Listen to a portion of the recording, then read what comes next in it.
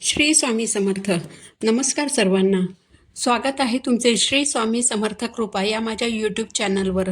आजचा दिवस तुम्हाला सुखाचा, आनंदाचा आणि मंगलमय जावो हीच मी स्वामींच्या चरणी प्रार्थना करते आणि आज या नवीन व्हिडिओला सुरुवात करते. उद्या 24 ऑगस्टला आलेला आहे श्रावण महिन्यातील दुसरा सोमवार आणि याच दिवशी पुत्रदा भागवत एकादशीचा दुर्मिळ योग सुद्धा जुळून आलेला आहे. तर उद्या आपल्याला भगवान महादेवांसोबतच भगवान विष्णू आणि माता लक्ष्मीची सुद्धा पूजा करायची आहे. श्रावण सोमवारी पुत्रदा एकादशी सुद्धा आलेली असल्याने आपल्याला या एकादशीचं आणि श्रावण सोमवारचं व्रत एकत्रच करायचं आहे. ज्यांचा श्रावणी सोमवारचा आणि पुत्रदा एकादशीचा असा दोन्ही सणांचा उपवास असेल त्यांनी 25 ऑगस्टला सकाळी म्हणजेच मंगळवारी हे व्रत सोडायचं आहे. आणि ज्यांचा फक्त श्रावणी सोमवारचाच उपवास असेल तर त्यांनी दिवसभर उपवास करून उद्या संध्याकाळी हा उपवास सोडायचा आहे. श्रावण महिन्यातील या दुसऱ्या सोमवारी एकादशी तिथी आलेली असल्याने या दिवशी केलेल्या व्रताचं आपल्याला दुप्पट पटीने फळ प्राप्त होत असतं. तर उद्या दुसऱ्या श्रावण सोमवारी तिळाची शिवामूठ असणार आहे. तर उद्या तिळाची शिवामूठ आहे. मग तीळ कोणते वापरावेत? पांढरे तीळ वापरायचे आहेत की काळे तीळ वापरायचे आहेत? तर पहा, शिवामूठ वाहण्यासाठी आपल्याला पांढरे तीळच वापरायचे आहेत.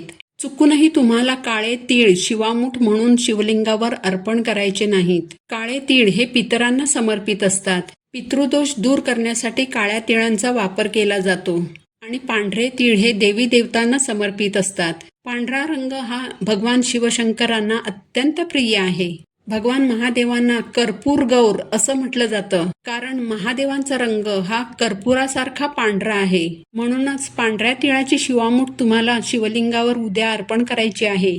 पांढरा रंग पाहिल्याने मनाला शांतता मिळते आणि सोमवारच्या दिवशी भगवान महादेवांना सर्व पांढऱ्या रंगाच्या वस्तू अर्पण केल्या जातात आणि म्हणून पांढऱ्या रंगाचे तीळ शिवामूठ म्हणून या दिवशी अर्पण केले जातात.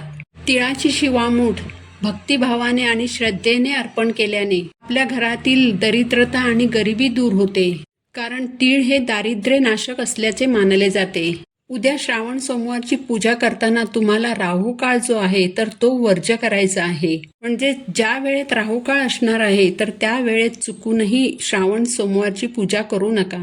ज्योतिषशास्त्रानुसार प्रत्येक दिवशी 90 मिनिटांचा राहू काळ येत असतो आणि दर दिवशी या राहू काळाची वेळ ही बदलत असते. राहू काळ हा एक छायाग्रह मानला गेलेला आहे. या राहू काळात वाईट शक्तींचा, नकारात्मक शक्तींचा प्रभाव हा खूप जास्त प्रमाणात असतो.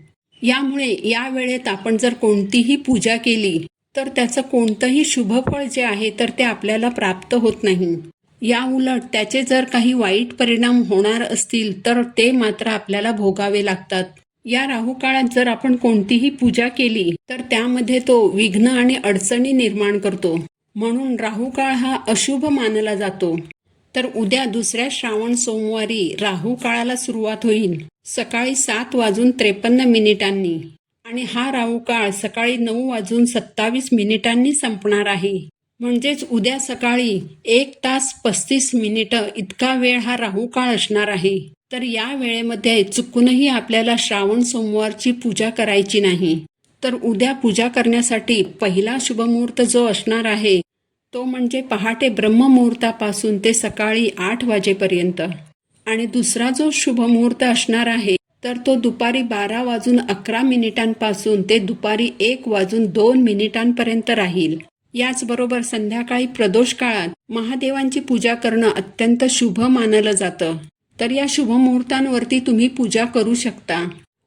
आणि जर या शुभ मुहूर्तांवरती पूजा करणं तुम्हाला शक्य झालं नाही तर मग सकाळची जी राहू काळाची वेळ आहे ती वेळ वर्ज्य करून तुम्ही दिवसभरामध्ये कधीही पूजा करू शकता. ज्या महिला श्रावण सोमवारची पूजा करून ऑफिसला जाणार असतील तर त्यांनी सकाळी 8 वाजायच्या अगोदर ही पूजा करून घ्यायची आहे किंवा मग सकाळी 9:30 वाजल्यानंतर तुम्ही ही पूजा करू शकता.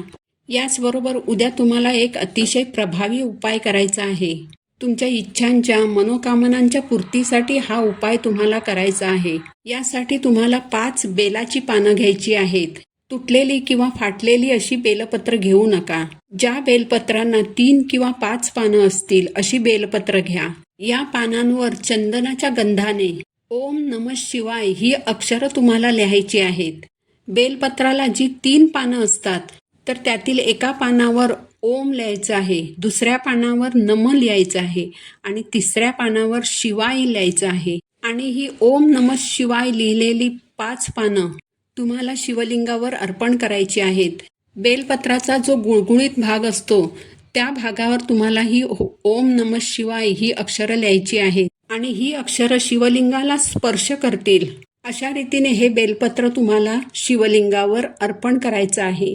यानंतर तुमची जी काही इच्छा मनोकामना असेल तर ती महादेवांसमोर व्यक्त करायची आहे. श्रावण महिन्यातील सोमवारी हा उपाय जर तुम्ही केला तर नक्कीच तुमच्या मनातील प्रत्येक इच्छा मनोकामना महादेवांच्या कृपेने पूर्ण होईल. तर हा जो उपाय आहे हा तुम्ही उद्या सोमवारी नक्की करा. ही माहिती जर तुम्हाला महत्त्वाची वाटली असेल तर व्हिडिओला लाईक करा. पुन्हा भेटू अशाच एका नवीन माहितीपूर्ण व्हिडिओसोबत. तोपर्यंत सर्वांना श्री स्वामी समर्थ.